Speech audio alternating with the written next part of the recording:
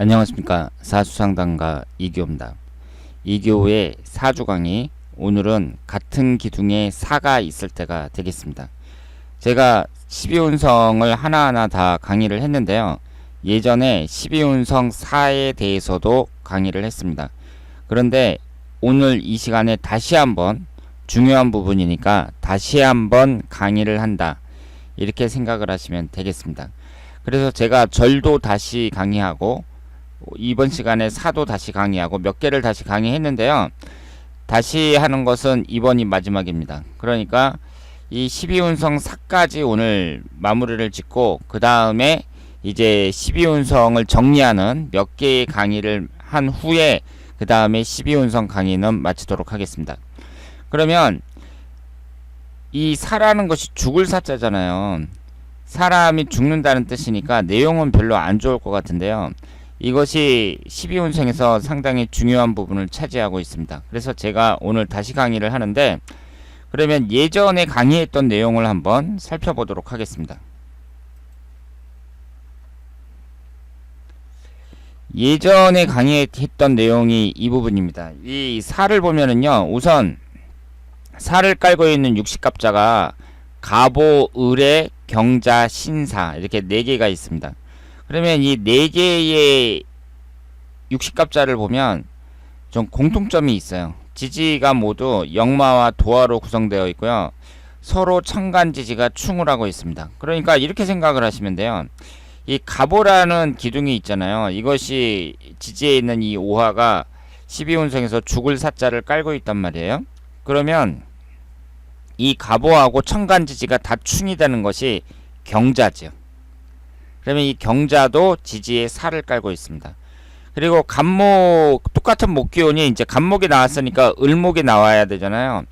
그러면 이 을해라는 육식갑자가 있으면 이것과 충을 하는 것이, 천간지지 충을 하는 것이 신사에 해당이 됩니다. 을신충, 사해충, 이렇게 충을 받죠. 그래서 이 4개가 지지에 살을 깔고 있는 육식갑자다, 이렇게 생각을 하시면 되겠어요. 그러면 갑오, 을해, 경자, 신사, 이렇게 4개가 있는데, 이 지지를 보시면은요, 이 갑오하고 경자는 지지에 식신상간운을 깔고 있는 거죠. 그리고 을해는 지지에 인성운을 깔고 있고요. 신사는 관성운을 깔고 있습니다. 이렇게 지지의 십성이 어떤 것인가, 이것을 파악하는 것도 중요하다고 말씀을 드릴 수 있습니다. 그러면 예전에 제가 사에 대해서 강의를 했는데요. 어떤 내용이었는지 살펴보도록 하겠습니다. 사람이 죽는다는 것은 영혼과 육체가 분리하는 시기였고, 그래서 육체는 의미가 없으며 이 사라는 것은 정신적인 부분이 강조된다고 말씀을 드렸습니다. 그러니까 정신적인 부분이 강조된다는 것은 지지에 살을 깔고 있는 사람은 머리는 좋다는 얘기죠. 공부는 잘할 가능성이 높습니다. 그리고 이미 죽었으니까 돈에는 관심이 없고 사후 세계, 철학, 심리학, 종교, 명리학 등에서 뛰어난 능력을 발휘한다. 그리고 깊은 학문적 탐구가 요구되는 분야에서 실력을 발휘한다. 그러니까 머리가 좋다는 얘기예요. 그리고 지지에 어디에 있든 대체적으로 부정적인 의미를 갖는다. 어떤 십성에 놓이든 대체적으로 부정적인 의미를 갖는다. 이렇게 이제 설명을 드렸습니다. 그러면 오늘 보충해서 이 12운성 사에 대해서 설명을 해보도록 하겠습니다. 이 사라는 것은요, 사람이 죽는 것을 말하잖아요. 죽을 사자란 말이에요. 그러니까 목화토금수 오행의 영역에서 본다면 수에 해당이 된다고 볼 수 있죠. 목이라는 것이 계절로 봤을 때 봄에 해당이 돼요. 그리고 화라는 것은 불화자를 나타내니까, 뜨거운 걸 나타내니까 당연히 여름이겠죠. 그리고 토기운이라는 것은 환절기를 나타냅니다. 금기운이 가을에 해당이 되고요. 수기운이 겨울에 해당이 됩니다. 그러니까 사람이 이제 죽는다는 것은 태어나가지고 이렇게 성장을 해가지고 왕성하게 활동하다가 병이 들고 몸이 노쇠해지고 그러면서 이제 죽음에 이른단 말이에요. 그런 다음에 다시 윤회를 해가지고 다시 태어나는 거죠. 그러니까 계절로 봤을 때에는 겨울에 해당이 되고 오행의 영역에서 수에 해당이 된다고 말씀을 드릴 수 있습니다. 그런데 우리 여기에서 이제 죽을 사자를 썼잖아요. 그런데 죽을 사자가 아니라 생각할 사자로 이해를 하면 쉽습니다. 왜냐하면 사람이 죽었다는 것은 이미 육체적인 자기 몸에서는 떠났다는 얘기거든요. 그러니까 우리가 이 살을 생각을 할 때 정신적인 부분을 생각을 하셔야 돼요. 정신적인 부분. 사람은 이미 죽었단 말이에요. 그러니까 육체하고는 이제 빠이빠이예요.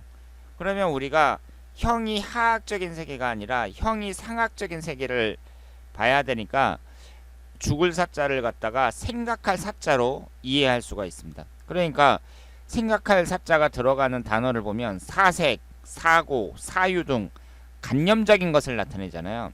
그러면 지지에 살을 깔고 있어요. 가보일주라든가 경자일주라든가 이런 분들이 이제 지지에 살을 죽을 사자를 깔고 있는 거잖아요. 12운성에서. 이런 사람들은 관념적 그 죽을 사자 자체가 관념적인 것을 나타내거든요. 그러니까 어때요? 머리에 생각을 많이 하는 거죠. 그러니까 그런 사람들은 어떻게 써요? 자기 주관이 강하죠. 생각하는 것을 잘 바꾸질 않습니다. 자기 고집이 아주 뚜렷하다 이렇게 볼 수 있습니다. 그래서 이 죽을 사자라는 것은 형이상학적인 것, 관념적인 것을 나타낸다. 그리고 생각할 사자로 이해할 수 있다. 이렇게 생각을 하시면 되겠습니다. 그래서 자기 고집으로 똘똘 뭉쳐있는 사람이에요. 이런 분들은 지지에 죽을 사자가 깔려있는 사람들은. 그리고 자기가 최고라는 생각이 강한 사람들, 그러니까 자기 잘난 맛에 사는 사람들이 많습니다. 왜냐하면 자기 생각에 빠져 있으니까, 관념적인 것에 빠져 있으니까 그 사람은 그 자기 멋대로 그렇게 생각을 하는 거잖아요. 자기 주관대로. 그러니까 자기 잘난 맛에 사는 사람들이다. 이렇게 생각을 할 수가 있습니다. 생각의 영역인 사인 사람이 실행의 영역인 사업을 한다면 망할 가능성이 높다. 그러니까 우리가 이제 죽을 사자라는 것은 이미 생사가 있으면은 삶을 떠났단 말이에요. 그럼 죽음이라는 것은 형이상학적이고 관념적인 걸 나타내요. 그러니까 이것이 실행의 영역하고는 다르다고 봐야죠. 이미 죽었잖아요. 그러니까 그 지지에 죽을 사자를 깔고 있는 사람들은 직장인이 많다고 봐야지 사업적인 면에서는 약하다고 봐야 됩니다. 그래서 이런 분들이 사업을 한다면 물론 다른 오행의 구성도 봐야겠지만 대체적으로 사업에는 약하다고 봐야 돼요. 그러니까 여기에 깔려있는 이 갑오일주라든가 을해일주라든가 경자일주라든가 신사일주라든가 이런 분들이 물론 다른 구성도 봐야겠지만 대체적으로 이 일주만 봤을 때에는 사업적인 면에서 좀 약하다고 봐야 됩니다. 물론 식신상관을 깔고 있으니까 사업적인 면에서 강한 거 아니냐 이렇게 생각을 하실지 모르겠지만 식신상관운에 깔려 있어도 그것이 12운성에서 살을 나타내고 있잖아요. 죽을 사자를 나타내고 있단 말이에요. 그러니까 이런 분들은 사업가보다는 직장인이 많다. 이렇게 생각을 할 수가 있습니다. 그리고 직장을 다니다가 1년운이나 대운에서 식상운이 들어올 때, 식상운이라는 것은 관을 극하는 거잖아요. 직장을 그만두고 사업하는 경우가 많으며 결국 망한다.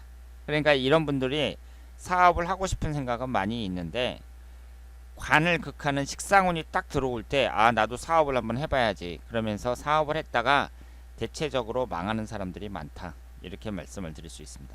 원래 사업이라는 게 성공하는 사람들보다는 망하는 사람이 많잖아요. 그런데 이렇게 지지에 죽을 사자를 깔고 있는 사람들은 관념적인 것에 많이 빠져 있으니까 사업을 하더라도 어때요? 좀 정신적인 분야와 관련된 그런 사업을 하는 게 낫겠죠? 그러니까 예를 들어서 뭐 타주명리학을 공부를 해갖고 철학관을 차린다. 뭐 이런 것은 정신적인 것에 해당이 되겠죠.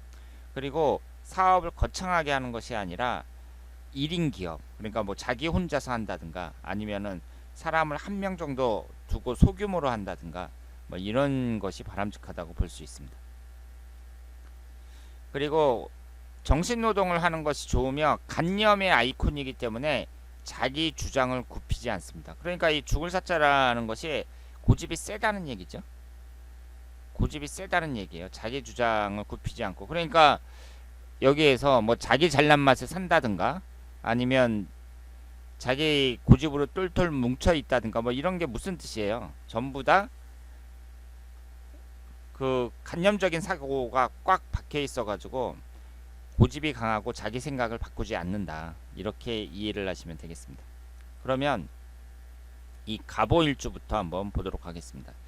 4개의 일주가 있는데요. 이 갑오일주를 보면 인정도 많고 사람이 좋으나 한 번 화나면 폭발력이 강하다. 자기 주장과 주장이 안 맞거나 의견이 다를 때는 크게 충돌한다. 이렇게 설명을 드렸어요. 그러면 이 갑오일주를 보면은요. 밑에 식신상간운을 깔고 있잖아요. 그러면 식상운을 깔고 있는 사람들이 대체적으로 인정도 많고 남의 일에 잘 참견도 잘하고 오지랖도 넓고 그렇습니다. 그런데 이 식신상간운이라는 것은요. 실행력을 나타내잖아요. 그런데 그 실행력을 나타내는 그 식신상간운이 죽을 사자에 해당이 된단 말이에요. 12운성에서.